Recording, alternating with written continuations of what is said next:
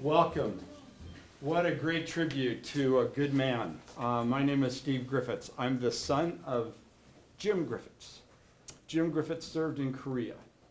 He was born in 1930 and died in 1993. And today I needed you. This was so cool to look at you. Hello there, my friend. Thank you all for honoring good men and women that serve so faithfully. It's my pleasure to introduce Senator Risch. I've known Senator Risch a long time. He was a champion of individuals that needed help. He was a champion of economic development. He does what he says he does and is going to do. He is my friend, and I'm grateful to be able to introduce Senator Jim Risch. Well, thank you.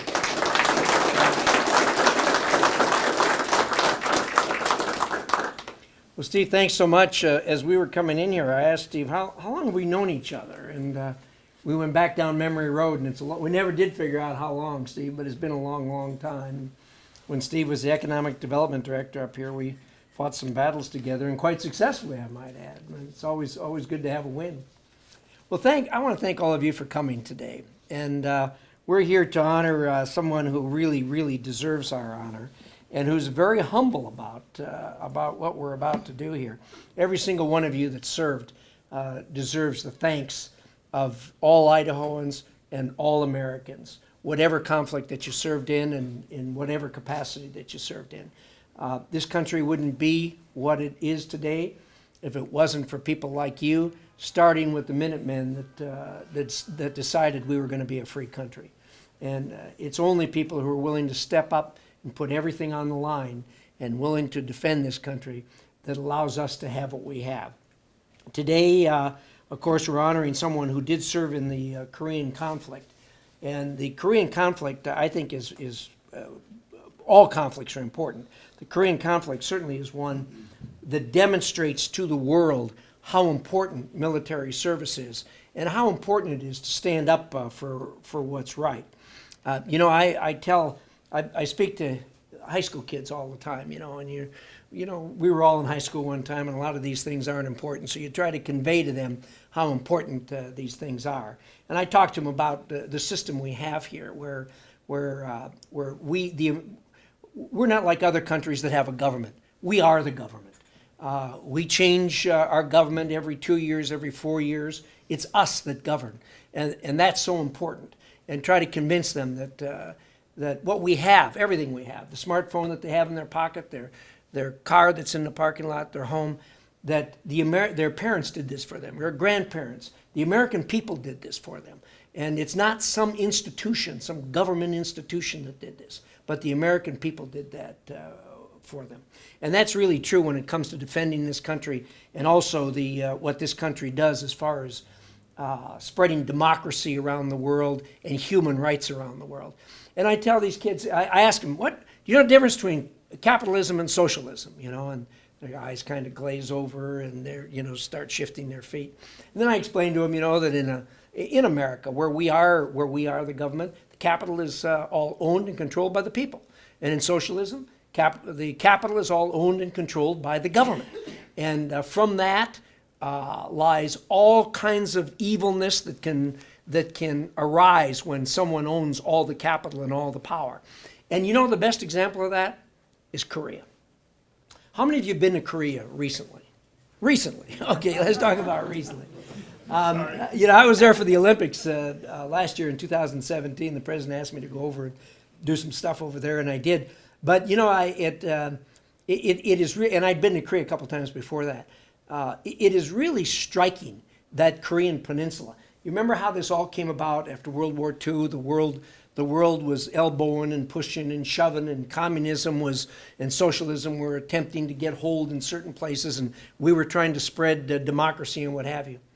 If you look at the Korean peninsula today, the people that live in the southern half of the Korean peninsula, in South Korea, they live a lot like we do. Their standard of living is very close to ours. They have a very, very robust press in South Korea. And they have the kind of human rights that we have. You go up to the DMZ and you look across and you look in, These people are living as slaves, literally as slaves today.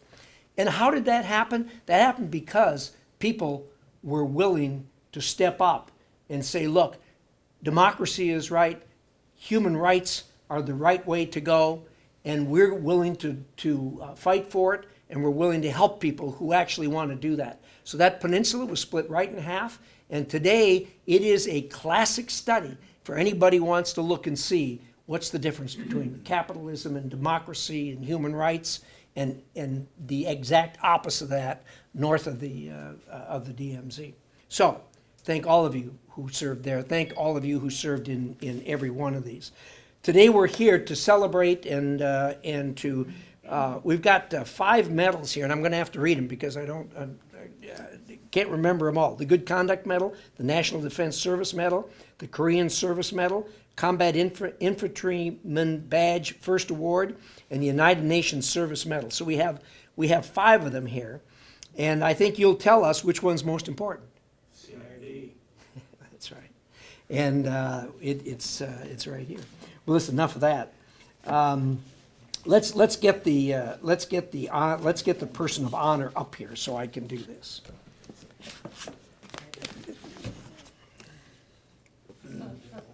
Oh. I'm hiding from you, Senator.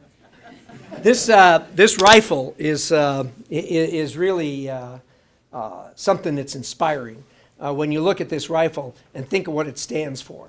It stands for courage, it stands for loyalty, and it stands for strength and character.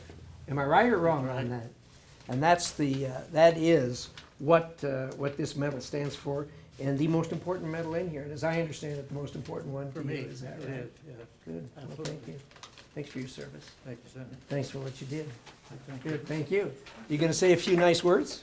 I'm going to say a few nice words, but. Well, if come on you- up here. If you would allow me, I would like for us to do the Pledge of Allegiance. Let's Would do that. fit with the rest of you guys? Absolutely. Are we all right?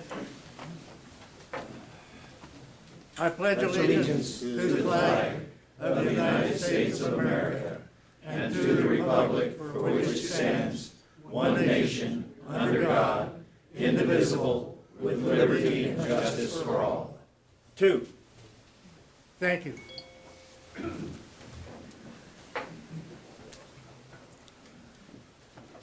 I don't know how close I have to stand to this microphone, but wow, what a turnout.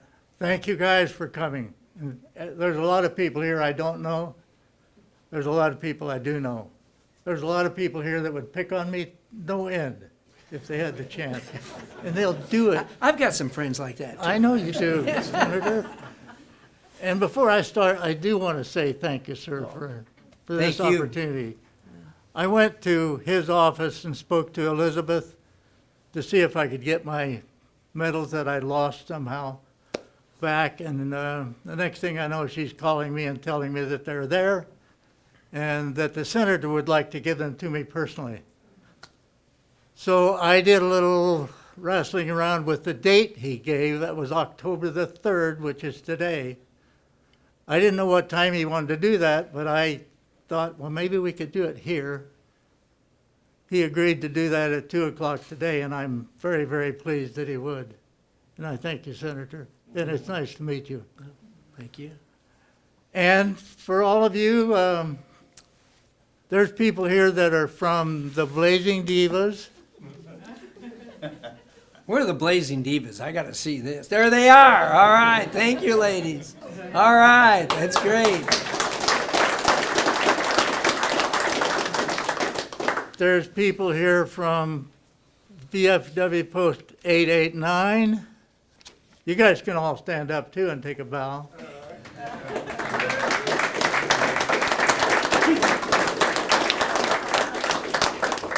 There's guys here from American Legion Post 14. You guys can all take a bow.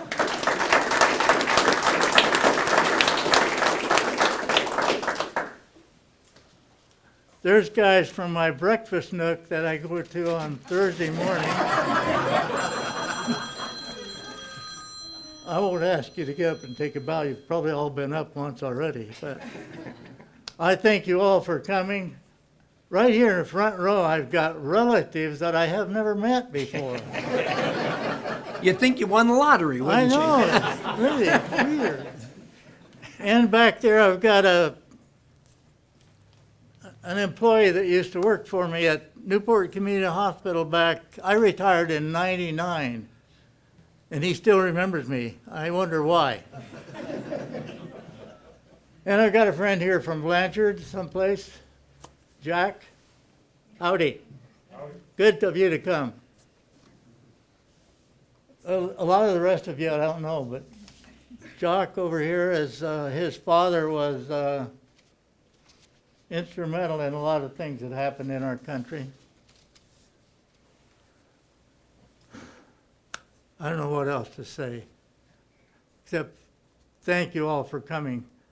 I know that Elizabeth is here. Elizabeth's back here. Elizabeth, acknowledge. Elizabeth was central to this whole thing. Thank you, Elizabeth, for what you do.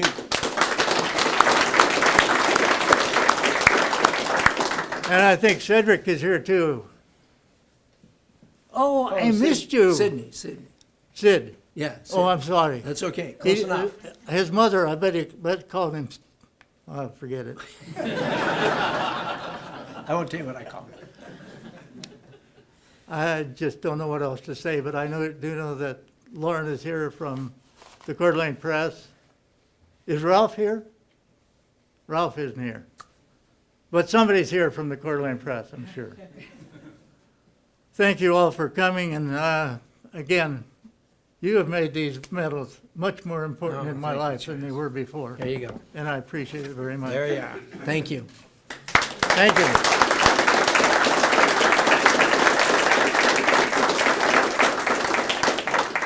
Thank you all for coming. Thank you. Thank you, sir.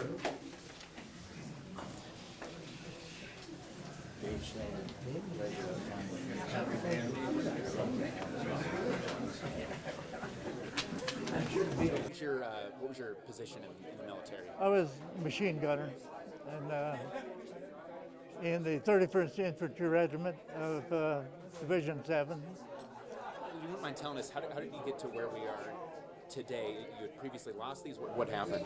I don't know what happened to them. I've moved 4 or 5 times since I was out of the service, and I really don't know what happened to them, but I know they're gone. And somebody told me from this group of people that was here today that if I went to the senator's office, there was a good possibility I could get replacements. So that's what I did. I went to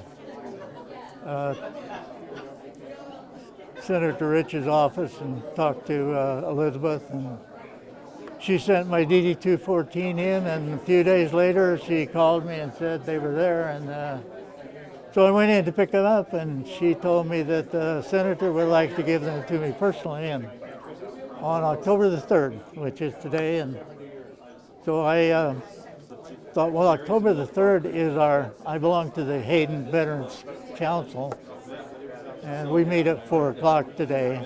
So I told her then that if the senator could, I'd like to have him come to our council meeting and do that. Well, he wasn't able to come to the council meeting at 4 o'clock, but he could do it at 2. So that's why we're here today at 2 o'clock. And how special is it to have Senator Rich presenting this? It's very special, very, very special. You know, he's a senator of a great state of Idaho and the great and wonderful country of our United States of America. And it was very special. And these have elevated a long way since they were given to me by him. Obviously, these aren't going to get lost. They're going to be in the specimen. What they mean? Yeah. You mean each one? Or the most significant one. This is the combat infantry badge. It shows that I was actually in combat. You don't get that for just being in the service. The other one, this is a Korean Service Medal with 2 bronze stars. I am not totally sure what the 2 bronze stars indicate, but I think it's for 6 months of service within a country during that wartime. So I was in there in Korea for 14 months. One is the Foreign Service Medal, and I really can't tell you which is which right now. But And you served in which countries? pardon? What all countries did you serve in? Just in Korea. And how long? I was in Korea for 14 months. My total service time was 21 months total. I served as, well, let me go back a ways. I took basic training, and I was born and raised in Kansas. I took my basic training in Fort Riley, and I wasn't in a big hurry to get to Korea, so I took leadership training, both good and bad. Leadership training put me in Korea in a position of leadership instantly. I would rather had a mentor to learn from, to know how to, I was a squad leader right off the bat. It was tough on me and tough on the kids that I was the squad leader of, because I didn't know what I was doing. Worked out, got lucky, got out of there without a scratch. Were you before or after chosen? After, After chosen? yeah. Thank goodness. Yeah, thank goodness, you're right. It was the unit I replaced, they told us that the whole unit had been either killed or wounded, so there was no, we were a replacement for a whole division, or not division, platoon. So there was nobody to learn from, we just were there.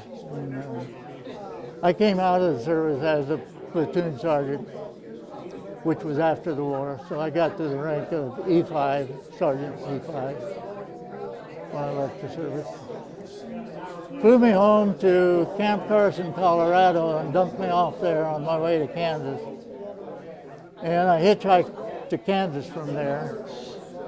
My folks had moved from Kansas to Washington State while I was in Korea. So I had no home to go home to. But I had a lot of friends, a lot of family back there. So it worked out. I moved to Washington State in 1955, so I've been in this part of the country for a long time. Enjoy it very much. Moved to Idaho in 1990. Retired from Director of Plant Operation at Newport Hospital in 99. And this is where I ended up. Been here for almost 5 years now in Hayden. Hayden's your home. This is my home. Last question I got for you is the moment when you found out these would be coming back, what was that like? It was exciting. I mean, a friend of mine told me that if I went to the senator's office, I'd go get those, and I wasn't sure. I took my DD-214 in, and the first question they asked me is, how did you lose them? And I, moving 4 or 5 times, just don't know really how you lost them.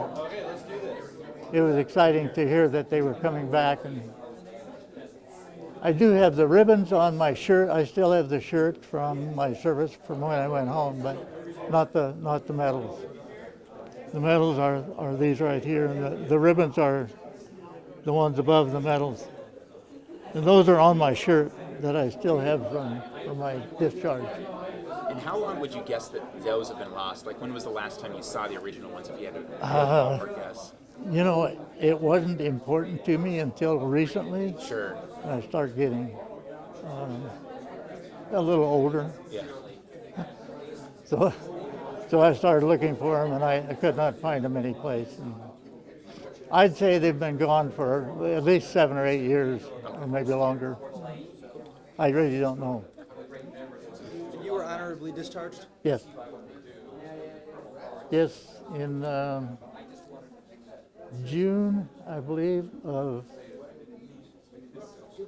1954. Long time. 65 years ago. So you can decipher that into where I am age-wise. I was born in 31. In a little bird called El Dorado, Kansas.